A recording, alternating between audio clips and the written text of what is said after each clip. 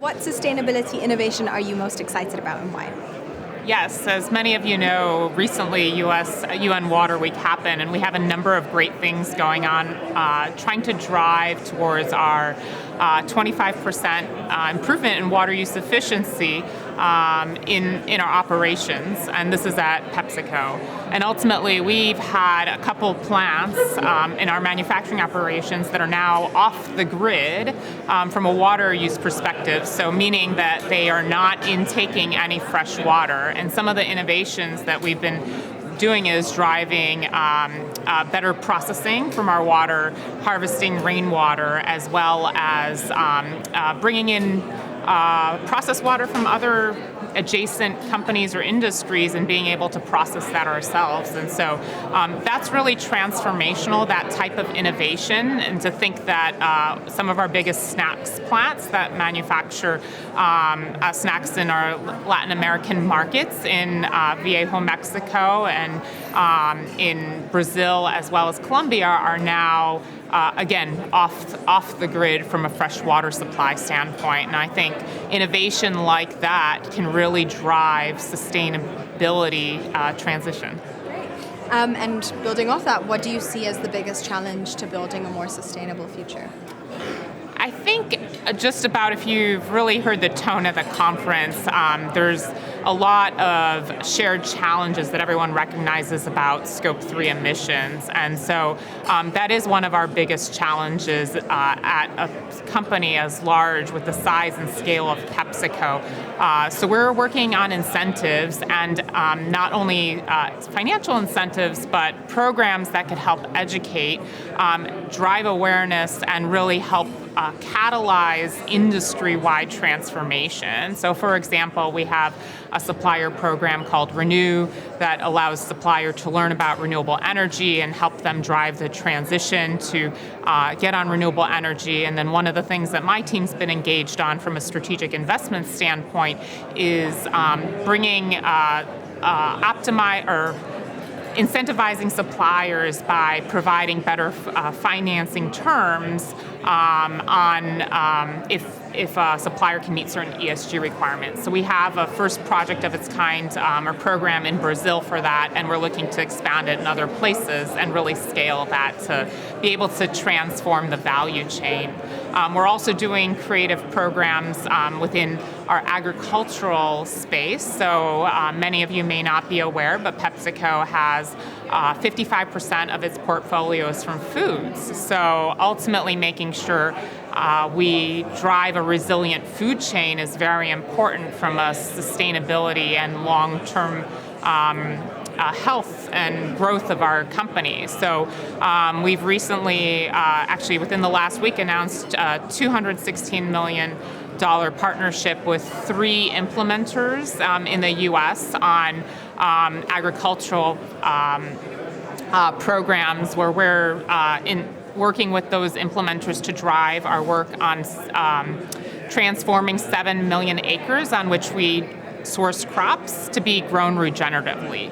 And we've also, my team's helped work on a USDA grant to match that funding that we're putting up to really amplify the impact that we can have with transitioning suppliers. And if you think about that, that's a very sweet space of a public-private partnership. And if we really want to be driving sustainability and catalyzing change at scale, we need more of that, where a company like PepsiCo would invest, and then we have co-investors that can help drive and amplify that investment. Great. And if you had $100 billion, what would you spend it on to advance our global progress towards climate action?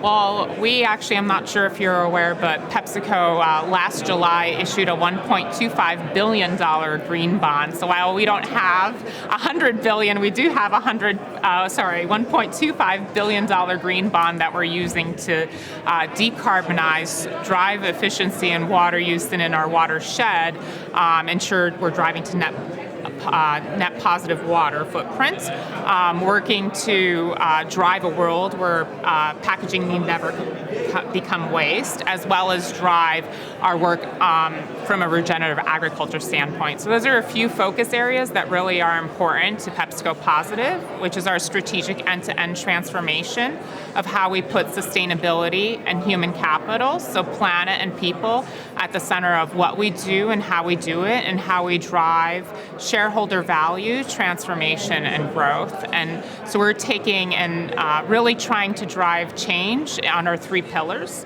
positive agriculture, positive value chain, and positive choices. So changing the way that we source our crops, which I've talked about, positive value chain, transforming the way we manufacture and sell our products, and positive choices, where we're bringing healthier choices from a planet and people perspective to consumers like you and our consumers globally. And looking ahead to COP28, what are some of the key outcomes you would like to see? Yeah, one thing that, as noted, I lead up our ESG reporting, and one of the things that has been happening is just that there are many standards that are coming out around reporting.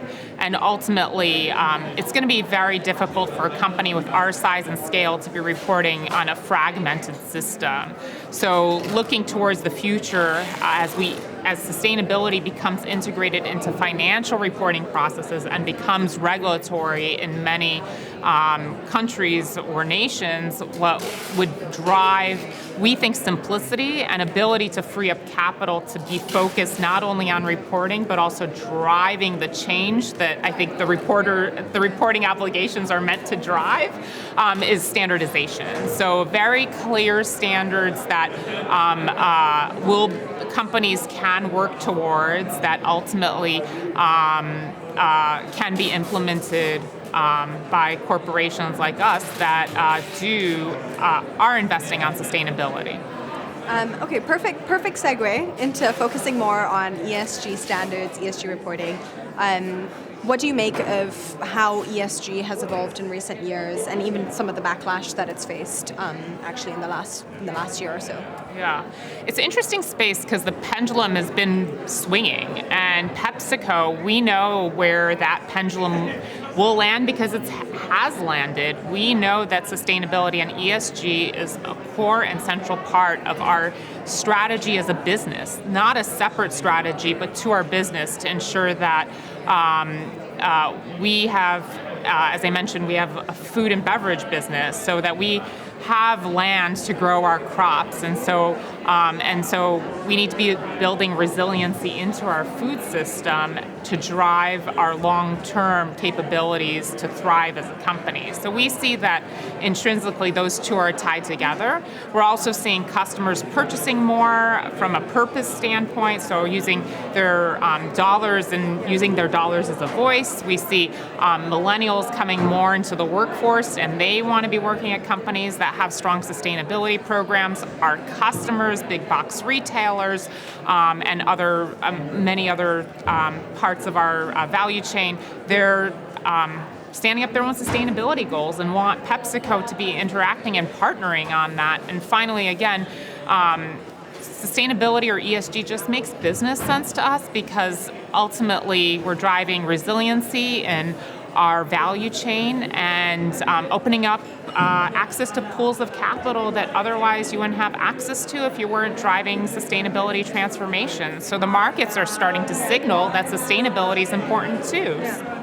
And I guess building off that, how do you think we can start to better marry the concepts of ESG and sort of financial returns, financial resilience, and Yeah, one of the things that we're making sure that we're doing is incorporating, marrying the two by incorporating sustainability into financial decisions and financial decisions into sustainability, as well as investing throughout our value chain to drive that strategic change. So some of the things that we're doing is making sure that as money gets spent from a capital or merger acquisitions process, that ultimately sustainability has been not a late consideration, but seated at the front of the decision making, because ultimately that's the way that you're going to drive true transformational change.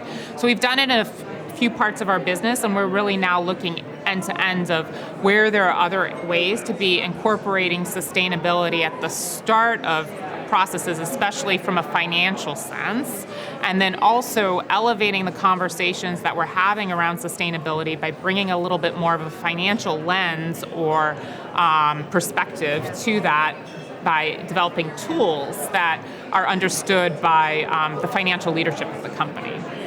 And of course, I guess some of the challenges associated with some of this is that, and I'm sure as a big corporation like yourself, you have your scope 1, you have your scope 3, and now the big conversation is scope 1, scope 2, and now the big conversation is around scope 3 emissions. So what are the challenges that you're sort of seeing in kind of trying to capture those components into your reporting? Yeah, so PepsiCo does have a large footprint, and the biggest part of our emissions is scope 3. And so we're working on with our partners to make sure that we're getting good data from them and installing also and looking at capabilities from a reporting standpoint to ensure that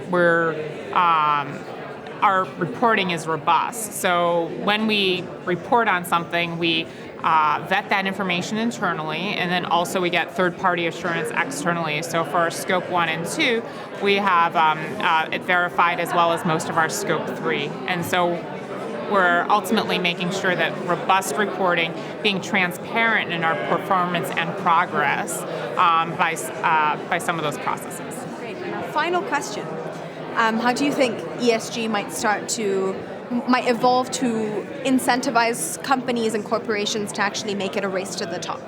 I think sustainability inherently will be one of the decision makers in a company, whether it's relevant in a decade or two from now. So ultimately, I think if you really think about longevity and long-term value, again, what I was saying with like consumers caring about this, employees, millennials, now investors, and the whole financial community caring about ESG, it will become one of the deciding factors on whether a company sticks around. And that's the reason why I'm really proud of our sustainability work at PepsiCo and PepsiCo Positive, which is our strategic end-to-end transformation with sustainability and human capital right at the center of our strategy, our core business strategy for our business.